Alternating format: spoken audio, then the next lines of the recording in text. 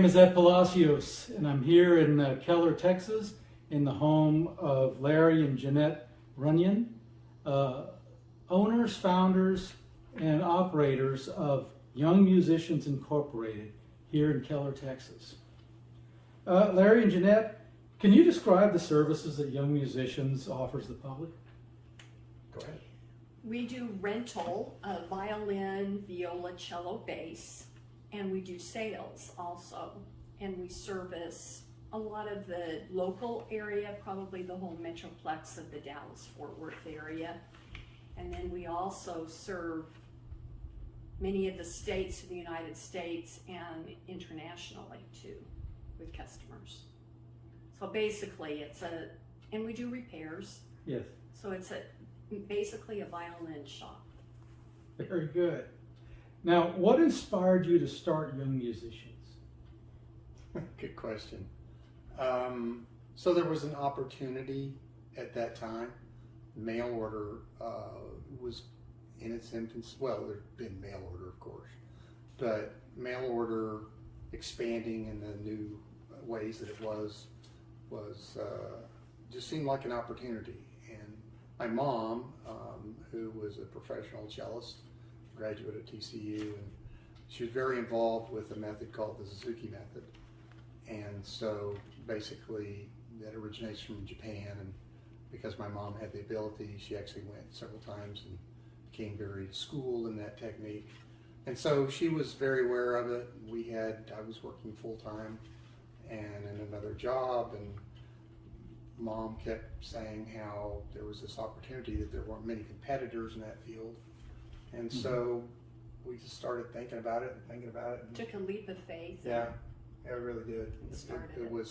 We did have a margin of time where my full-time employer knew, I told him that I'm going to do something on the side and still work full-time. And eventually he was kind enough to say, look, you need to jump in with both feet. So it wasn't too long before we did that.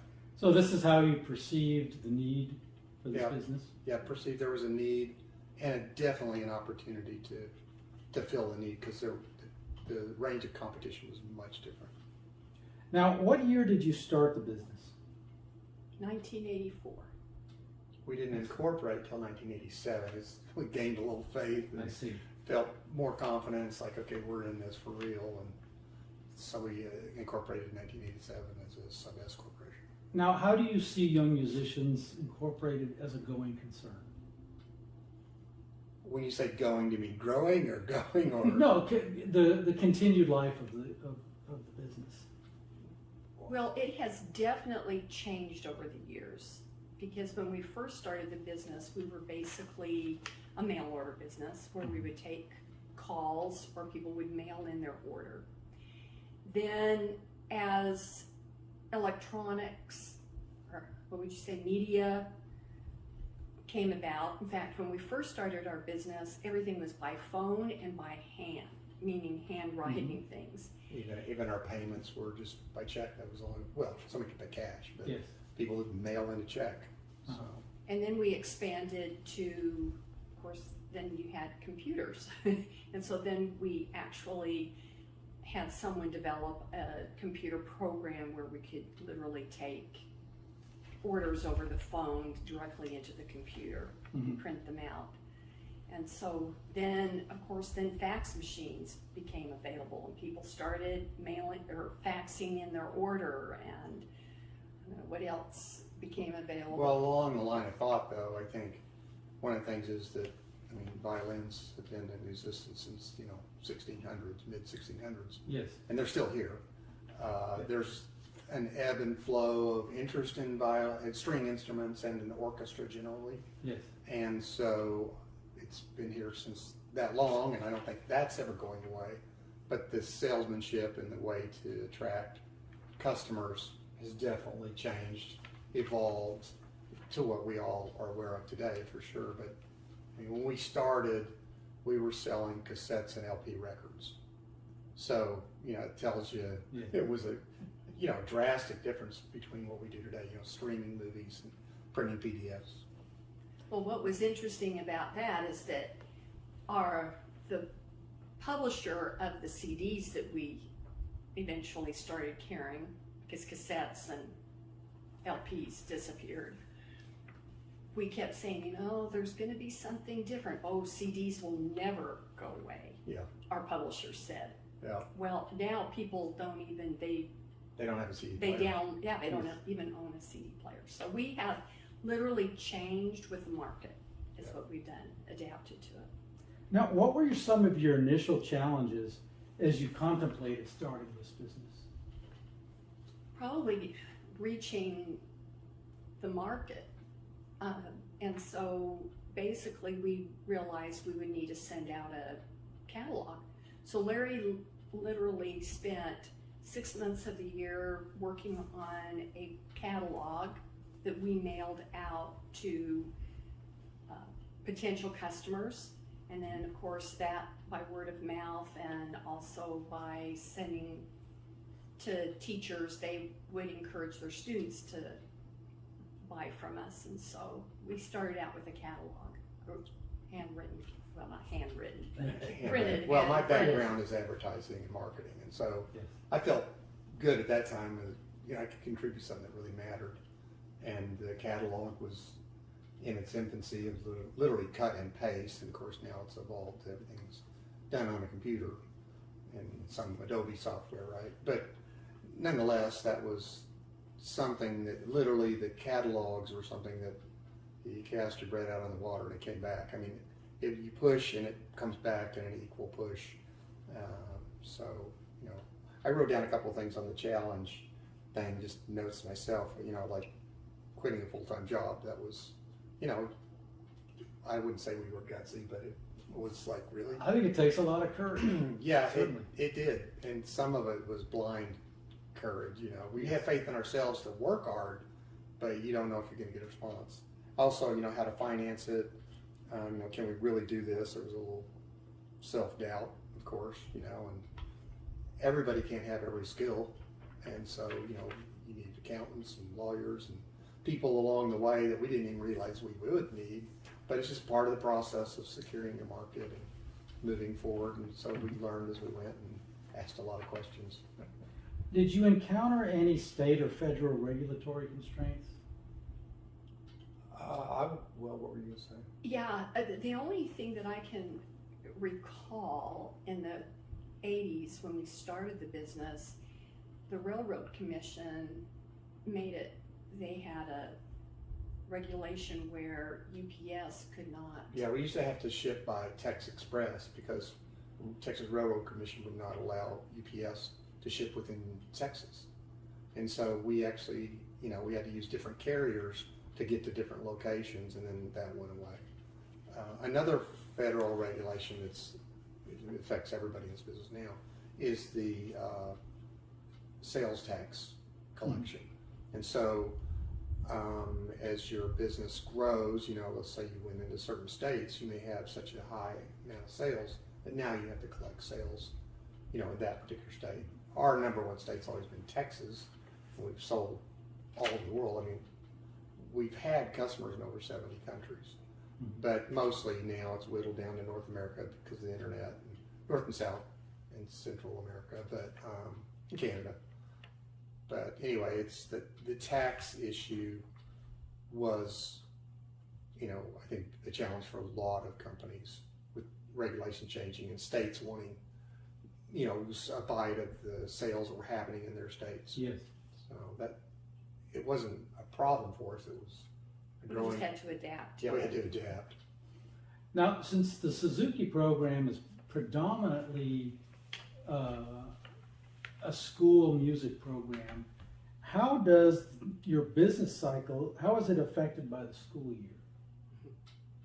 Very much so. We're coming up on August, September, October was really our busiest months of the entire year. So we would just brace ourselves and work hard during that period of time. It did pick up January, February, and then during the summer months, they have a lot of institutes, summer institutes. And we did attend several of those, and that would help probably give us our bread and butter. Yeah, there was And- definitely huge surges. I mean, right now it's the last day of August, and you know, about the middle of August, it's just drinking out of a fire hose. Mhm. And so, you know, it's a challenge. I might say too that we've always been centrally focused on the Suzuki market, which is younger children, Yes. generally speaking. And so as our business has matured, we realize that there's a lot of opportunity to regular stream organizations. We really don't focus on schools, school districts, but we do on private teachers, private organizations. And I think that's what's, during the really lean times, you know, you develop those relationships. Unlike a school, it's a school bid, they're just looking for the cheapest price and sometimes cheapest products, but we're not willing to go there. So our dedication of private teachers, private students, word of mouth has been huge. So my next question, does your business partner with the many schools in the area that have music programs for the children? We do with a couple of them. That has been a limitation for us because so many of the school districts in this Metroplex do not have a strings program. So that's probably why we have focused on private teachers I see. to be able to. Yeah, we have a lot because of you know, we have a lot of customers that are, you know, moving from states like California, Oregon. Or the Midwest, where yeah, they have even the huge Midwest. string Texas is such an programs. attractor that they're coming here with their families and they're like, you guys don't have a string program? So, or it's kind of weak I see. compared to the Midwest, for sure. So what is the scope of your customer base? Probably it would be, if I'm understanding you correctly, I'd say it's selling supplies along with renting the string instruments and a lot of sales. We do have some schools, like high school students, where they really do need a better instrument, and so the teacher will encourage them to come in, and so we are known for that. Mhm. And it has been word of mouth over the years, so that it's a draw to have them come in. Did you ever consider expanding your business to other storefronts and communities? Not really. I think the only way we really expanded was we always wanted to be in control. We always wanted to be out of debt. So trying to have multiple locations, you know, even with two of us as employees, it's just, you can only spread the butter so far on the bread, right? So Yes. we just felt more comfortable with keeping in control of our circumstance and having a good relationship with customers in our area. But I will say that we were focused so heavily on mail order that as those things started to change, we found ourselves like, hey, it's time to get more attention from our local market. And so that's what we did, we changed to our Right. local market. Right, which has been a big help. Did you ever have an adversarial relationship with any competitors, or is the music community mutually supportive? That's just a no. Actually, I think pretty good. We know our competitors and they know who we are. We've never felt competitive with local stores. In fact, a lot of them have closed their doors because of the way the changes in the internet orders have gone.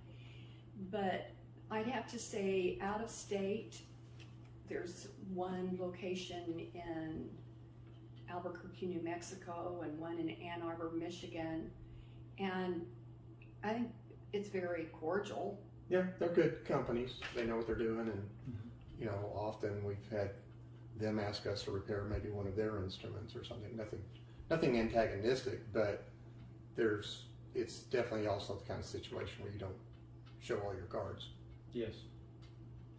How did inflation or deflation in the national economic environment affect your business? Well, 2008 definitely did. And I don't know if that was if you want to call it inflation, but because of The stock the market. stock market Yes. crashing, it just definitely took a downturn. But we've worked hard. It's just like even during COVID. There's a radar, and we kind of flew around it. Yeah. Well, that was my next question. Yeah. What were your challenges during the COVID-19 pandemic? We just adapted. People would call, and they would wait in our parking lot, and I'd come out and put their goods in their trunk, and off they would go. Yeah. And so we tried, very carefully. Different customers had different expectations. We don't have a large storefront. We're more of like a old-time drugstore where we go back in the back and get it and bring it out.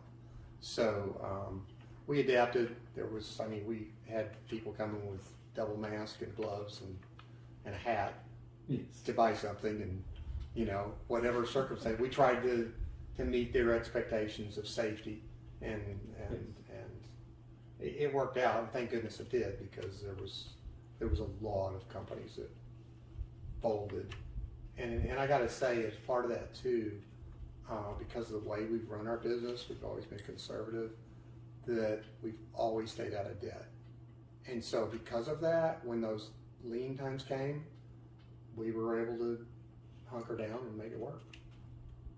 Where do you see the future of Young Musician Incorporated? That's a good question. Larry and I are really at the age of retirement, so I think we hope that we are able to sell it to somebody who will continue on, that has an interest in this sort of business, and so that is our goal, I think, is We'll to retire. We'll hand it off at some point, and we felt really from the early beginning that we have 3 sons and they're very capable, but we did not want them to feel like they had to take on the business, and Yes. we're very glad because of the way the economy, and they are fathers and sons and husbands in their own right, and found their own way, and we tried to help them as much as we could, but they're not tied to doing this, and they were each musicians. They each played either the violin or the cello, and so it became part of their life, and they helped mom and dad work a lot at the warehouse, and Yes. this just like a family organization would, but it'll be time to pass it on. What advice would you give to anyone who wanted to start a similar business for themselves?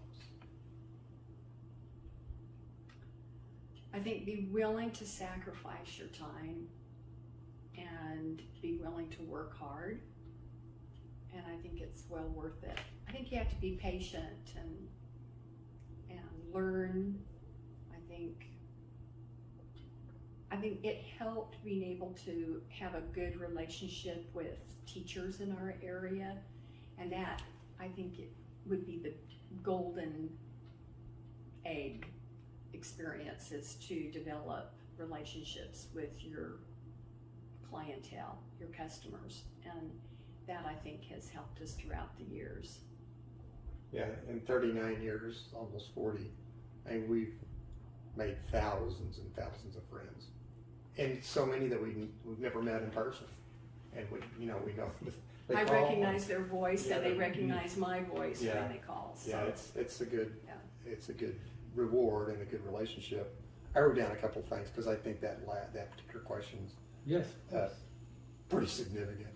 I would say do your best to examine and ask about all the possible hidden cost issues that aren't at the front, because there's just things that come up and liabilities that are legal and so forth that could happen, and you just don't want to get caught without those. Just talk to somebody in the industry, find out what it is that they didn't know when they started, would say. That's sage advice. Yeah, I think also is what you have unique, and I don't know that we're so unique, but our service is, our personality is, and the way we develop relationships, and we for the most, we do have some things that we have over the years developed, manufacture, and sell that nobody else has. So those are unique. but you can't just sell the same widget everybody else says and necessarily succeed, because then it just becomes a price war. Who can go to the bottom fastest, you know? Yes. Can you stand the pressure? Can your family stand the pressure? You kind of don't know till you get there. Do you know how to save? And are you disciplined? Are you in debt?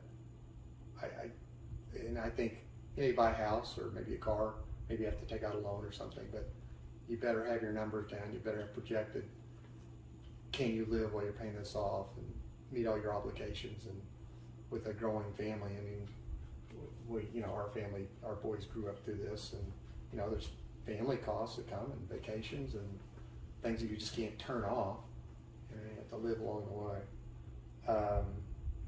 Like Jeanette said, you know, are you willing to work long hours and be dedicated? Because if you don't have that kind of a temperament now, you're not going to develop it, and nobody's going to work as hard as the owner, you know, for your own skin, obviously, but Sure. you know, you develop a love and a dedication, like, no, I gotta have this for this customer, I promised it, you know, so you do the best. And then the last thing I thought was a story that I learned in my 20s.